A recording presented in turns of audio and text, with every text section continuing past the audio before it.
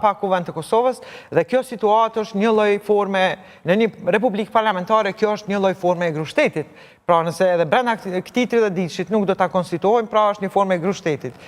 Dhe pas këtij afati, ashtu siç e pam, pra ky vendim i gjykatës kushtetuese është i detyrueshëm, janë të detyruar ta bëjnë dhe nëse nuk e bëjmë futemi në një terren të ri, për të cilën lehtësisht mund të kemi edhe situatë ku presidenti është pa gjendje të jashtëzakonshme. Gjendje të jashtëzakonshme e cila pastaj aktivizon instrumente tjera. I përdor të drejtat e saj kushtetuese që e ka me lish për mbarvajtjen e institucioneve demokratike. Po, sepse në një farë forme po them, kjo është një lloj grushteti, s'kemi kuvend, s'kemi qeveri, shteti është i bllokuar më shumë se 6 muaj. Domethënë në kësi situate shqiet mos respektim madje edhe vendimit të gjykatës kushtetuese, pra janë dy mundësi. Kjo domethënë shkelja kushtetuesës përbën vepër penale, e cila është e dënueshme më duket 3 deri në 6 vite, kushdo që nuk zbaton. Pra kjo është njëra anë e cila në procedurën, domethënë në procedurën gjyqësore mund të marrë kohë më shumë, ndërkohë që nuk kemi institucione dhe është si thuaç një zbrastir shumë e madhe ku të vetmin njeri me legjitimitet e kemi presidentën. Shohim ecjakët e deputetit Bahtiri, i cili sa pak shkon te nisma socialdemokrate, flet pak me ta, pastaj kthehet edhe te shefi i tij partia Kurti, të cilët tashmë kanë zënë ulset në parlament dhe pas pak pritet që të nisë seanca ose përpjekja për konstituimin e parlamentit ose kësaj legislature të nëntë, e cila do të shënojë një rekord nëse nuk ndodh sot, atëherë do të jetë edhe dështimi 38 me radhë, duket se nëse vazhdojmë kështu do të hyjmë në librin rekord të Guinnesseve për shkak të rekordeve, sidomos të disa demokracive, për shkak se në 2014 kishim krizë shumë më të gjatë, më shumë se 6 mujore, mirë po ishte ideja që parlamenti ishte dërguar me njëherë ajo situata politike për një vlerësim në gjykatën kushtetuese dhe pastaj kaloi një kohë gjatë derisa erdhi vendimi final. Po, sepse përgjegjësia e konstituimit të kuvendit dhe institucioneve tjera në 2014 binte mbi PDK-n, e cila ishte partia e parë. Dhe iniciatori, si themi, i blokadës ka qenë lëvizja vetëvendosje, e cila ka qenë partia e tretë. Pra, kur arritëm në një afat 6 muajsh, parti tjera si LDK-ja dhe Aleanca, duke qenë se me gjithat kanë qenë pjesë e proceseve të shtetë ndërtimit, dhe më thonë, lëvizën në drejtim të hapjes rrugë të konstituimit të kuvendit. Shkoj me seancë. Kemi pra quorum për të vazhduar me seancën konstitutive.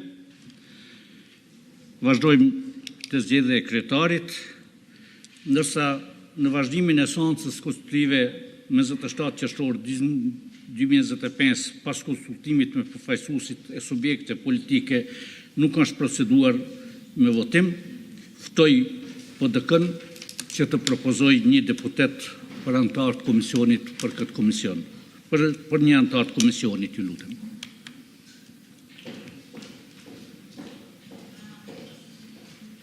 Të nderuar kolegë deputet, sot me vetëdije të plot, kryesuesi po abuzon dhe po e shkelin kushtetutën. Kjo sjellje është e pafundshme. Nuk ka nevojë për nëse keni propozim, mund propozoni.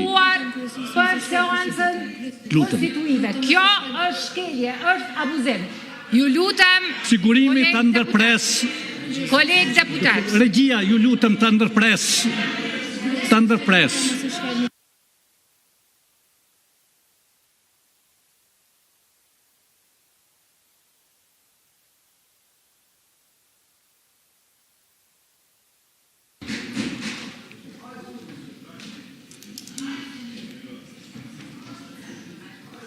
Ftoj LDK-n të propozoj një deputet për antar të këtij komisioni.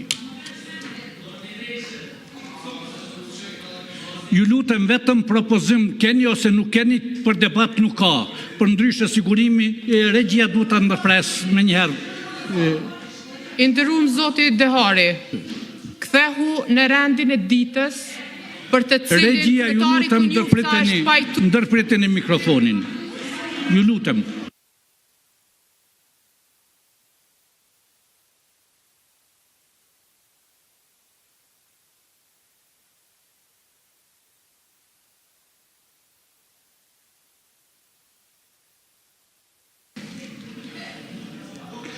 Ftoj listën sërbe. Demokratike të Kosovës ka mbetur në ulse në parlament, LDK-ja po lëviz, mirë po PDK-ja nuk po lëviz fare. Po, të shumë se çfarë po ndodhë.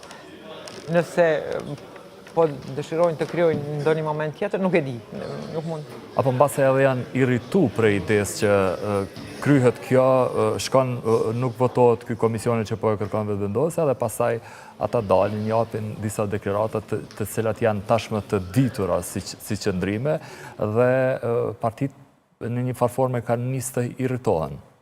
Po, mendoj që është veprim i duhur edhe reagimi i sotëm ku i bëjnë thirrje kryesuesit të seancës që t'i kthejë zbatimit të rregullorës, ashtu siç do duhet të ishte qysh në fillim, dhe do ta mbajnë këtë fokus.